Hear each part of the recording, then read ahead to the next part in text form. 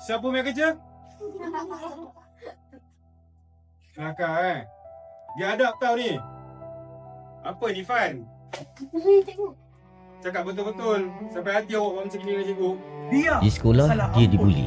Di tempat kerja, bapanya dihina. Bos, cari saya, bos. Aku pernah tahu tak? Kali-kali aku cakap dengan kau. Bikin kerja biar tertib. Saya akan OT, bos.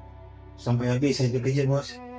Kadang-kadang, yang paling menyakitkan bukan pukulan, tapi kata-kata.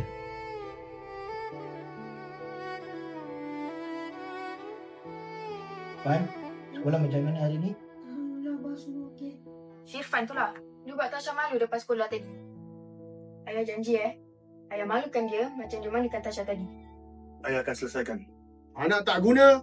Berani kau malukan anak aku depan orang ramai, ya? Sabar dulu Cik Loh. Budak miskin. Jangan sampai ayah aku pecat bapak kau. Nasi dengan kicap belum tentu kau boleh beli.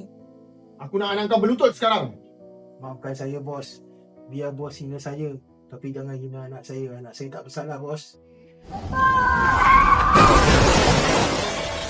Saksikan drama series Ikhlas episod 2 Jumaat ini jam 9 malam di YouTube channel Santai Production.